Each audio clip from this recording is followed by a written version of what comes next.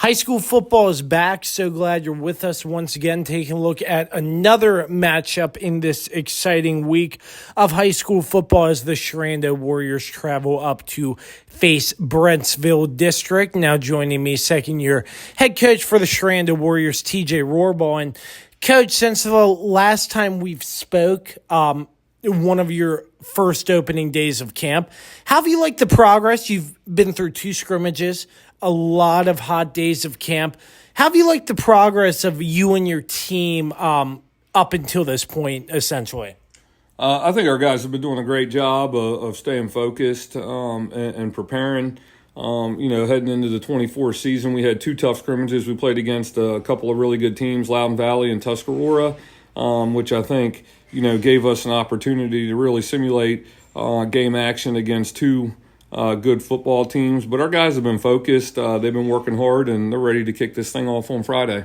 Absolutely. And just looking at your team as a whole, I know we touched on it before, but just working more with Micah in the system offensively, looks like he still has a lot of weapons to throw to. And with Micah being a senior, knowing your system well, you must have a lot of faith in your offense come Friday night to get the job done, knowing that you have some veteran leadership there.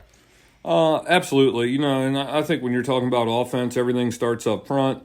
We don't have the biggest group up front in terms of size for our offensive line, but I like what those guys bring to the table. They work well as a unit. And then, having Micah back there, somebody who's doing it, this will be his 3rd year as a starter. I think that's an added bonus. He does a great job of running our offense and playing within the system and getting the ball where it needs to be. So, yeah, definitely having a 3rd-year starter at quarterback is a big positive. But, like I said, it all starts up front. And, hopefully those guys up front can give our skill guys an opportunity to make some plays.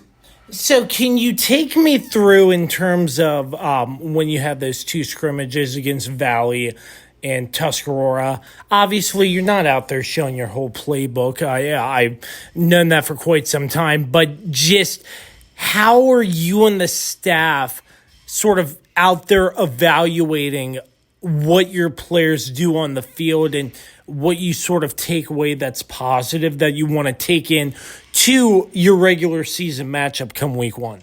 When we evaluate our players, when we pop on the film, there's 3 big things that always stick out. First is effort. What kind of effort are guys bringing to the table on a play-in and play-out basis? The second thing would be physicality. Are you out there, being physical and doing the things that it takes to win? And then I would say the third thing is, just doing your job, execution of the scheme, whether it's offensively or defensively. So we're looking for guys that are playing with superior effort, guys that are physical and guys that are doing their job on a play-in and play-out basis. And that's how we evaluate our guys. And, our guys know up front, if you want to get on the field, that's what the expectations are.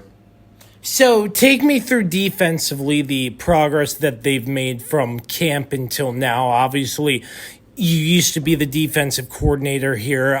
You have some key guys in Nowlin, James Walters.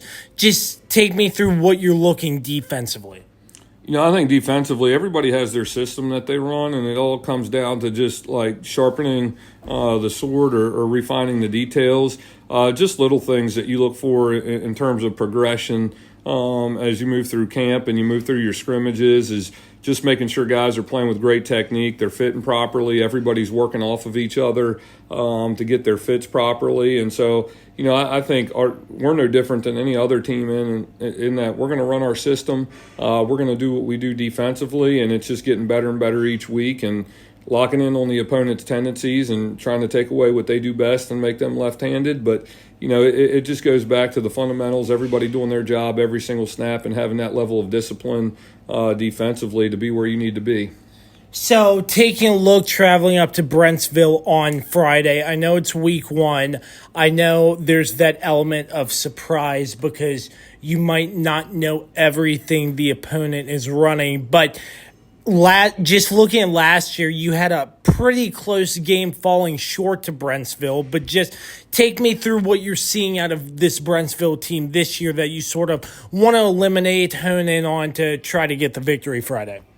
Well, first off, Brentsville's a program that's been successful for the last several years. Their head coach, Lauren White, he does a great job over there at Brentsville of getting those guys prepared and ready to play football.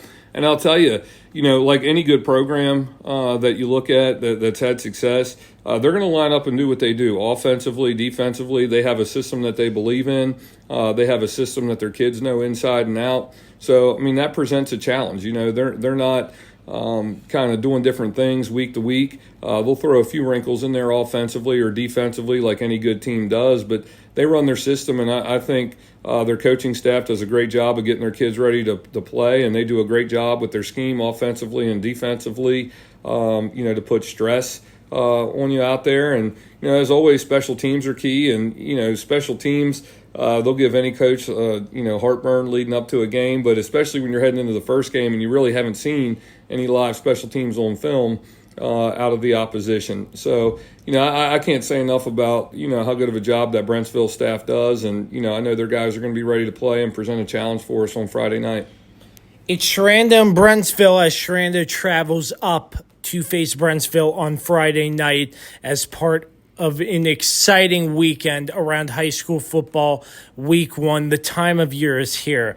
I have a very random one for you here, Coach, to wrap things up. Obviously, my alma mater here at Shenandoah High School. In art class, we decided to paint ceiling tiles, and sitting here in the coach's office, my football painted ceiling tile is still up there, sort of a memory of Josh Kirby roaming the halls of Sherando. Just so many years. How do you like that ceiling tile up there? I think it looks amazing. We keep it up there. It's a constant reminder of Josh Kirby and the fact that you were once here and a part of this program.